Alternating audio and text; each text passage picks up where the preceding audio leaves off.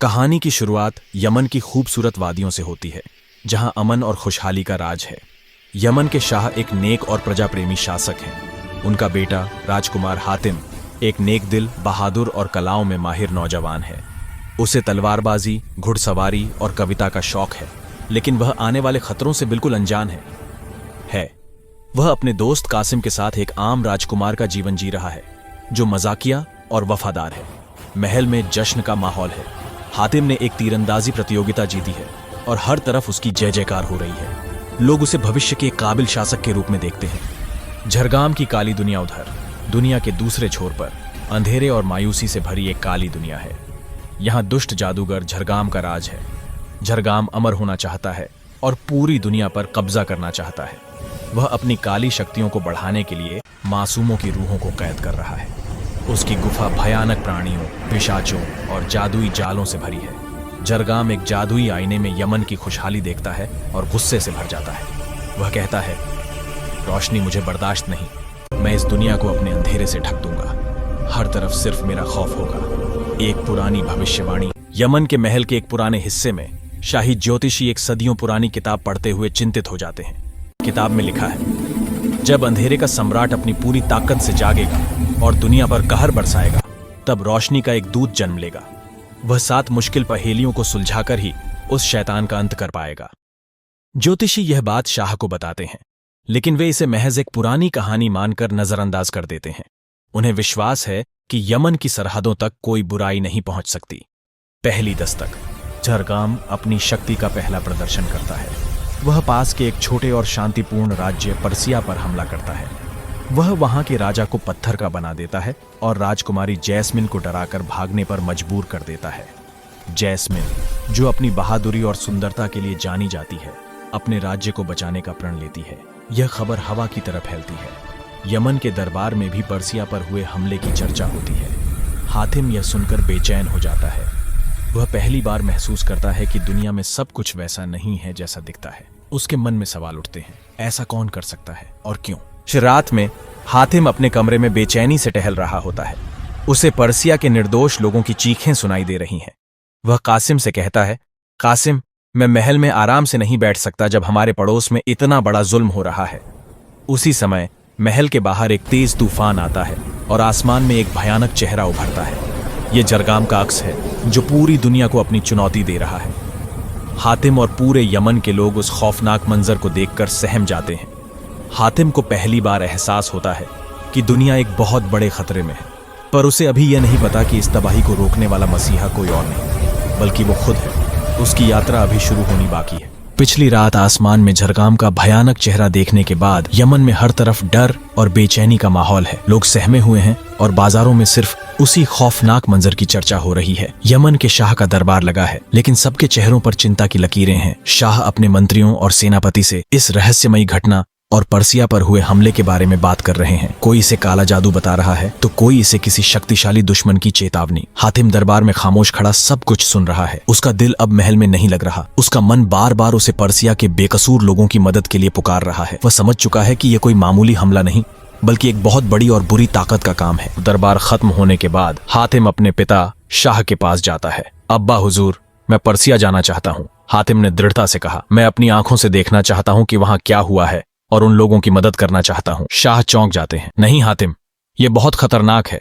हमें नहीं पता कि यह किसकी करतूत है। मैं अपने इकलौते बेटे की जान खतरे में नहीं डाल सकता। हमारी फौज हालात पर नजर रखे हुए है। हातिम कहता है, लेकिन अब्बा हुजूर, जब तक हम कुछ करेंगे तब तक बहुत देर हो जाएगी। एक राजकुमार होने के नाते मेरा फर्ज सिर्फ यमन तक सीमित नहीं है। इंसानियत सबसे बड़ा धर्म है। दोनों के बीच बहस होती है। शाह अपने बेटे की सुरक्षा को लेकर चिंतित हैं और उसे महल से बाहर जाने की इजाजत नहीं देते। हातिम निराश होकर अपने कमरे में लौट आता है, लेकिन उसके दिल में मदद करने का इरादा और भी मजबूत हो जाता है। दृश्य 3, किस्मत का दरवाजा। दृश्य 3, किस्मत का दरवाजा। उसी रात जब हातिम अपने कमरे में बेचैनी से टहल रहा था, शाही ज्योतिषी चुपके से उसके पास आते हैं। राजकुमार, मुझे पता था कि आप बेचैन होंगे, ज्योतिषी ने धीमी आवाज में कहा। वक्त आ गया है कि आपको सच बताया जाए। ज्योतिषी एक पुरानी धूल भरी किताब खोलते हैं, जिसमें सदियों पुरानी भविष्यवाणी लिखी थी। यह कोई मामूली दुश्मन नहीं है राजकुमार, इसका नाम झरगाम है और यह अंधेरे का शहंशाह है। भविष्यवाणी के अनुसार जब झरगाम की बुराई चरम पर होगी, तब यमन का राजकुमार ही दुनिया को बचाएगा। वह राजकुमार आप हैं हातिम। हातिम हैरान रह जाता है। मैं? लेकिन मैं कैसे? ज्योतिषी बताते हैं जरगाम को सीधे तौर पर नहीं मारा जा सकता। उसकी शक्ति और उसकी जान 7 अलग अलग पहेलियों में बंद है। आपको उन 7 सवालों के जवाब खोजने होंगे। हर जवाब जरगाम की एक शक्ति को नष्ट कर देगा और आखिरी जवाब उसे हमेशा के लिए खत्म कर देगा। पहला सवाल, हातिम को अपनी जिंदगी का मकसद मिल जाता है। उसे एहसास होता है कि यह सिर्फ एक लड़ाई नहीं बल्कि उसकी किस्मत है। वह ज्योतिषी से पहला सवाल पूछता है। ज्योतिषी कहते हैं आपकी यात्रा यहीं से शुरू होती है। आपका पहला सवाल है, मैं तुझे देखता हूं पर तू मुझे नहीं देखता। मैं हमेशा सच बोलता हूं पर मैं बोल नहीं सकता। बता मैं कौन हूं? यह सवाल सुनकर हातिम गहरी सोच में पड़ जाता है। उसे पता है कि इसका जवाब महल में बैठकर नहीं मिलेगा। गुप्त विदाई हातिम फैसला करता है कि वह उसी रात महल छोड़कर अपनी यात्रा पर निकलेगा। वह अपने सबसे वफादार दोस्त कासिम को अपने साथ चलने के लिए कहता है। कासिम बिना कोई सवाल किए अपने दोस्त के साथ जाने के लिए तैयार हो जाता है। आधी रात के अंधेरे में हातिम और कासिम घोड़ों पर सवार होकर चुपचाप महल से निकल जाते हैं। हातिम अपने पिता के लिए एक खत छोड़ जाता है जिसमें लिखा होता है कि वह अपना फर्ज निभाने जा रहा है और जल्द ही वापस लौटेगा।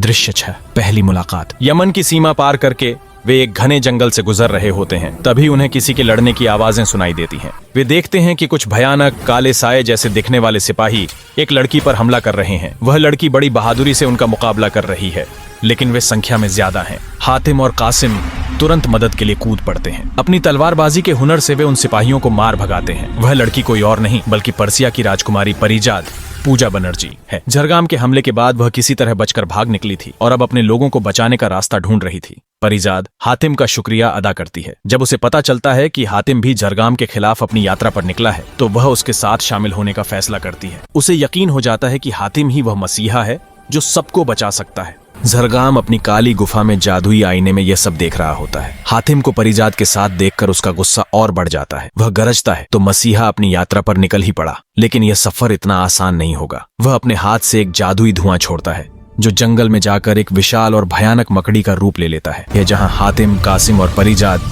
अभी एक दूसरे को जान ही रहे होते हैं कि उनके सामने वह विशालकाय मकड़ी रास्ता रोककर खड़ी हो जाती है। यह उनकी यात्रा की पहली चुनौती है। वे तीनों अपनी तलवारें निकाल लेते हैं और उस भयानक जीव का सामना करने के लिए तैयार हो जाते हैं। जंगल में पहली जंग कहानी वहीं से शुरू होती है जहां घने जंगल में हातिम, कासिम और परिजाद का सामना झरगाम की भेजी हुई विशालकाय मकड़ी से होता है। वह मकड़ी किसी आम जानवर जैसी नहीं थी। उसकी 8 आंखें गुस्से से लाल थीं और उसके नुकीले पैर जमीन पर पड़ते ही गड्ढे बना रहे थे। सावधान, हातिम चिल्लाया, यह कोई मामूली जीव नहीं है। इसका हर वार जादुई हो सकता है। परिजाद ने फुर्ती से अपनी दोहरी तलवारें निकाली और मकड़ी के पैरों पर वार करने लगी। कासिम, जो डर के मारे एक पेड़ के पीछे छिप गया था, वहां से पत्थर फेंककर मकड़ी का ध्यान भटकाने की कोशिश करने लगा। हातिम ने स्थिति को समझा। उसने देखा कि मकड़ी का शरीर एक काले जादुई कवच से ढका है जिस पर तलवारों का कोई असर नहीं हो रहा, लेकिन उसकी आंखों में कोई कवच नहीं था। परिजाद, इसके पैरों में उलझाकर रखो। कासिम, पत्थर फेंकते रहो। हातिम ने चिल्लाकर निर्देश दिया और खुद एक ऊंची चट्टान पर चढ़ गया। जैसे ही मकड़ी परिजाद पर हमला करने के लिए घूमी, हातिम चट्टान से उसकी पीठ पर कूद गया। मकड़ी बौखला गई और जोर जोर से हिलने लगी। हातिम किसी तरह खुद को संभालते हुए उसकी गर्दन तक पहुंचा और अपनी पूरी ताकत से तलवार उसकी आंखों में घोंप दी। एक भयानक चीख जंगल में गूंजी और वह जादुई मकड़ी धुएं के एक काले बादल में बदलकर गायब हो गई। तीनों ने राहत की सांस ली। ये उनकी पहली जीत थी और इसने उन्हें एहसास दिला दिया कि उनका दुश्मन कितना शक्तिशाली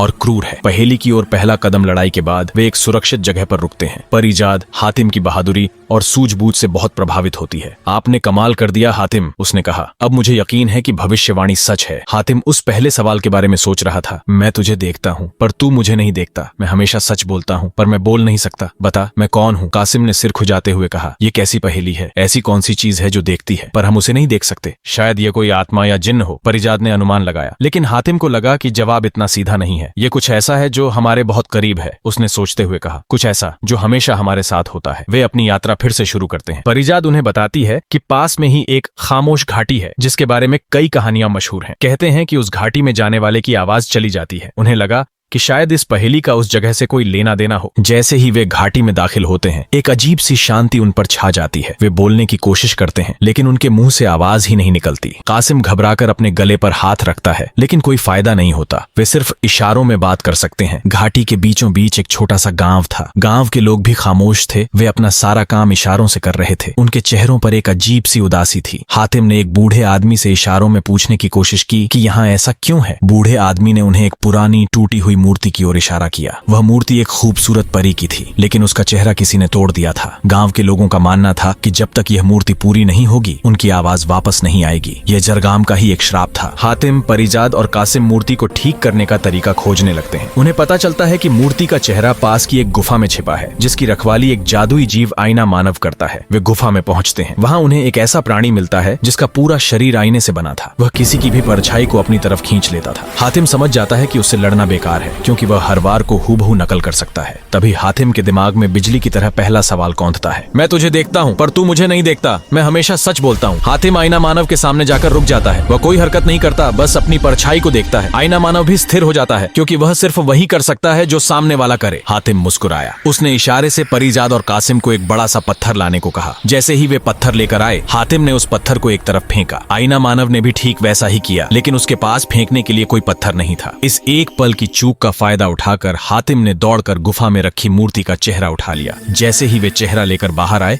और उसे मूर्ति पर लगाया, मूर्ति से एक तेज रोशनी निकली। घाटी में मौजूद सभी लोगों की आवाज वापस आ गई। उसी पल हातिम को अपने पहले सवाल का जवाब मिल गया। वह खुशी से चिल्लाया, आईना, इस सवाल का जवाब है आईना। आईना आपको देखता है, पर आप आईने को नहीं, बल्कि उसमें अपनी परछाई को देखते हैं। आईना हमेशा सच दिखाता है, पर वह बोल नहीं सकता। एपिसोड का अंत। जैसे ही हातिम को जवाब मिलता है, उसके हाथ में मौजूद तलवार चमकने लगती है और उस पर 7 में से एक सितारा रोशन हो जाता है। यह इस बात का संकेत था कि उसने पहली पहेली सुलझा ली है। उधर झरगाम अपनी गुफा में गुस्से से कांप उठता है। नहीं, ये नामुमकिन है। उसने पहला जवाब ढूंढ लिया। वह अपनी पूरी ताकत से एक जादुई तीर बनाता है और उसे हवा में छोड़ देता है। जा और उस मसीहा का दिल निकाल ला। कहानी उस मोड़ पर खत्म होती है जहां खामोश घाटी के लोग हातिम की जय जयकार कर रहे होते हैं, लेकिन हातिम को नहीं पता कि एक जानलेवा जादुई तीर बिजली की रफ्तार से उसी की तरफ बढ़ रहा है।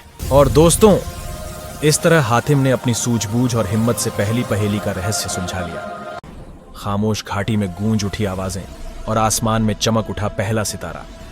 लेकिन कहानी यहीं खत्म नहीं होती, क्योंकि दूर अंधेरे में झरगाम का गुस्सा सुलग रहा है और एक जादुई तीर हवा को चीरता हुआ सीधे हातिम की ओर बढ़ रहा है। क्या हातिम इस जानलेवा वार से बच पाएगा? क्या उसकी तलवार के बाकी सितारे भी जगमगाएंगे? यह जानने के लिए तैयार रहिए हातिम की रहस्यमयी यात्रा भाग 2 में।